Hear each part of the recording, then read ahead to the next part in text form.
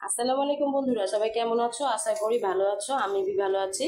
আয়া পড়লাম রকমারি রান্নাঘরে। আজকে বুঝতেই পারতেছো আয়োজন দেখে কি রান্ধুম, বোয়া ভাত। যেহেতু আজকে বৃষ্টি পড়তেছে বাইরে, তো মনটা চাইলো একটু বোয়া ভাত রান্না করি।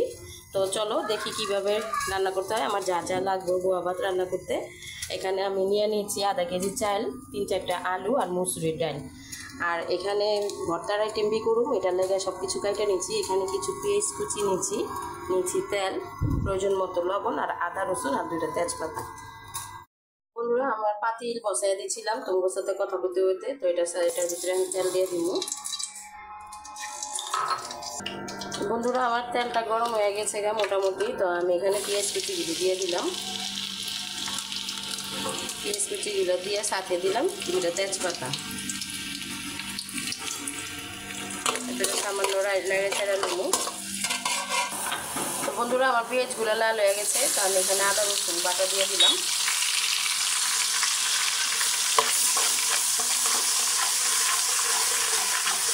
এটা আমি হলুদ ইউজ করব না, কিনলে সাদা বোয়া ভাত খাইতে মজাই আলাদা।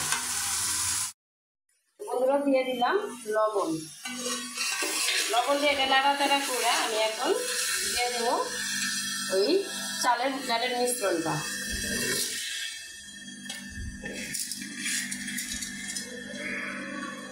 দিয়ে আমি নেড়ে চেড়ে দিলাম।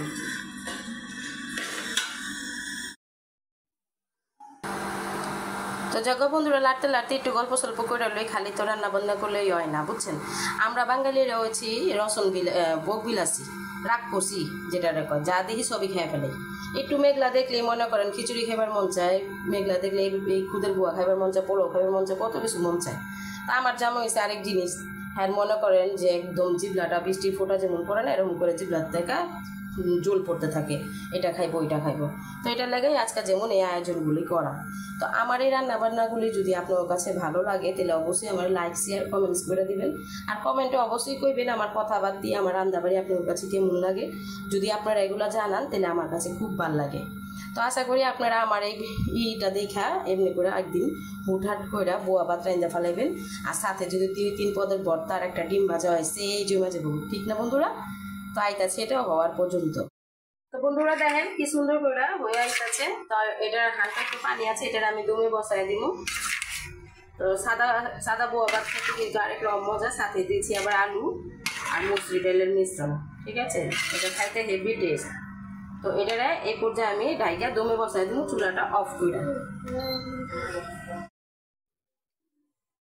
তো বন্ধুরা দেখো, আমি এটারে দমে বসায় দিয়েছিলাম, কারণ কারেন্টের চুলাতে অনেক তাপ থাকে, এটা আমরা সবাই জানি।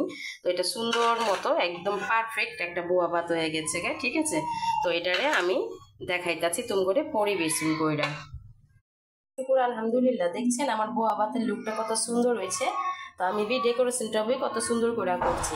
আচ্ছা বন্ধুরা, তোমরা এই কও যে এরকম যদি একটা ভরপুর প্লেট দুপুরবেলা এমন সুন্দর বৃষ্টির দিনে যদি জামাইরে দেওয়া যায়, তাইলে মনে করো যে প্রশংসার তো আর শেষই নেই, ঠিক আছে। শুধু জামাইকে, শ্বশুর শাশুড়ি আত্মীয় স্বজনরা যদি এরকম একটা ড্রেস পায়, অবশ্যই তোমার প্রশংসা করব। তো যে একদিন যে কোনো সময় আমার এই বোয়া ভাতটা দেখা সাথে কালিজিরার ভর্তা আর আচার, একটা ডিম আর লুচি, আজিব কিসিমের ভর্তা মিলে যদি একটা মনে করো যে ডিশ অব সামনে দিবার পারো, তাহলে তুমি প্রশংসার পঞ্চমুখ হয়ে যাবে, ঠিক আছে। পুরো ভাইরাল হয়ে যাবে, ভাইরাল। তো যাই হোক, তো আমি ভাইরাল হইবার চাই তোমাকে লাইক শেয়ার কমেন্টের মাধ্যমে। তো আমার রেসিপিগুলি যদি তোমার কাছে অবশ্যই ভালো লাগে, আমার লাইক শেয়ার কমেন্ট করবা, ঠিক আছে। আবারও দেখা হইব, আবারও নতুন কোনো রেসিপি নিয়ে নতুন কোনো সময়।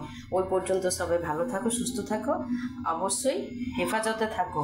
রাস্তাঘাটে বেরোলে খেয়াল কইরা বাইরে বন্ধুরা, ঠিক আছে। রাস্তাঘাটের যে অবস্থা, বাংলাদেশের যে পরিস্থিতি হয়েছে, তোমরা সাবধানে থেকো।